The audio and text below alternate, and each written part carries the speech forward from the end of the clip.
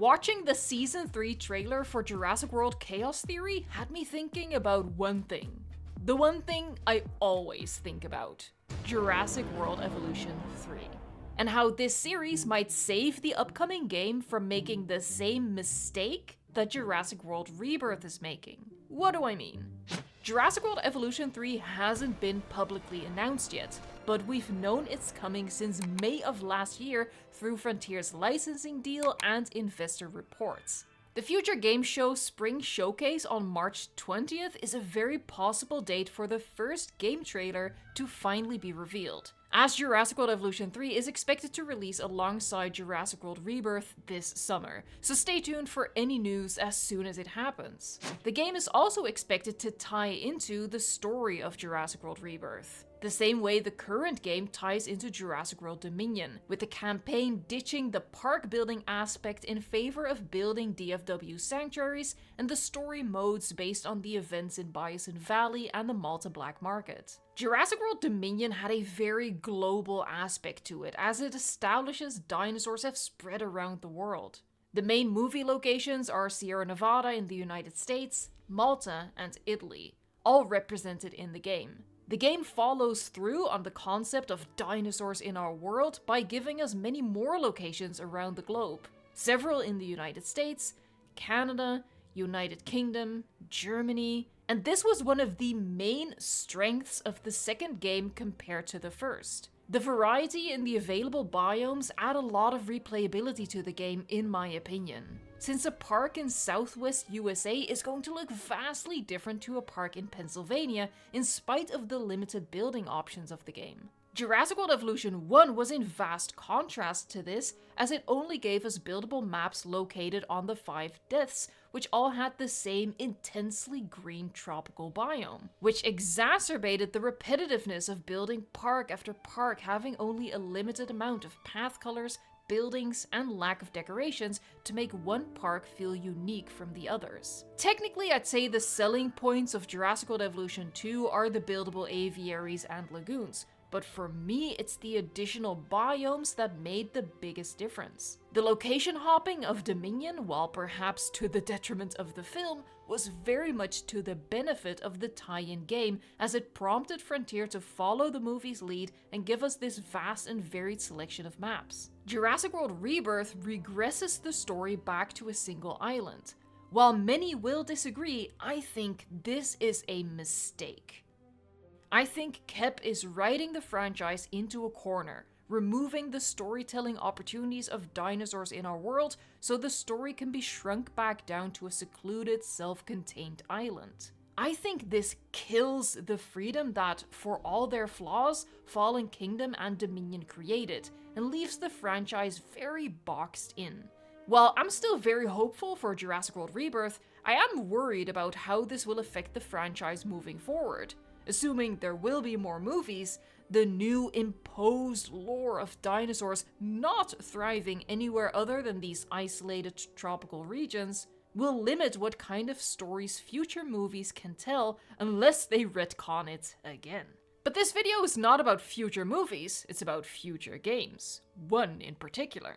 I have been worried about how Jurassic World Evolution 3 will be affected by this mistake and whether it will follow in its footsteps. My fear is that with Jurassic World Rebirth being set on an island, the game might only offer buildable maps on this specific location.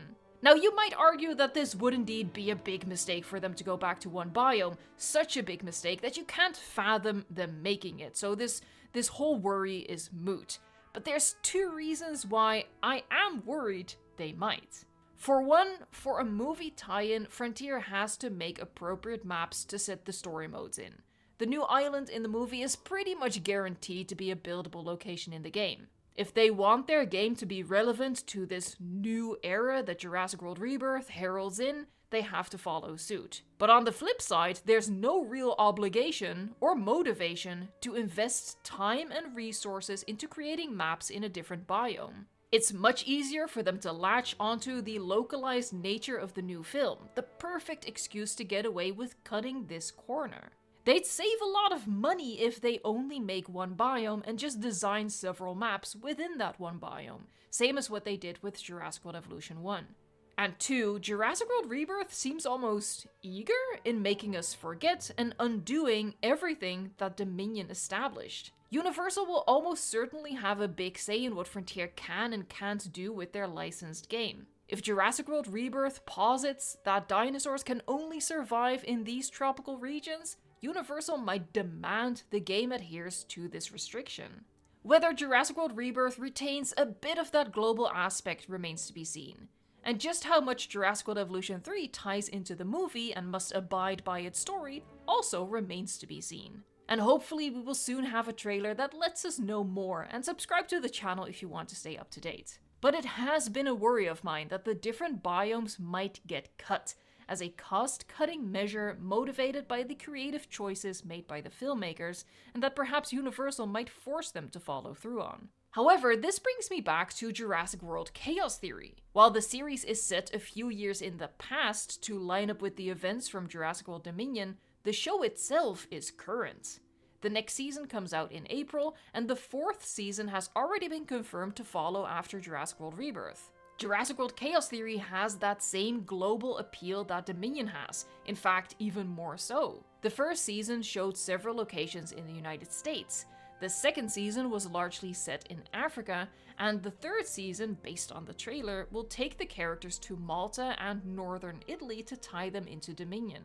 This show keeps the global aspect of the story current and relevant, even though within the timeline of the universe it is in the past. While Jurassic World Rebirth might, in a contrived way, almost pretend like Jurassic World Dominion never happened, Jurassic World Chaos Theory embraces it, entwines with it, and keeps it at the forefront, where it is much more difficult for a game to deny those global locations. As such, Jurassic World Chaos Theory might be the perfect excuse or the perfect push for different biomes to come back into Jurassic World Evolution 3, whether that be in the base game or through an expansive Chaos Theory DLC that introduces locations from the show.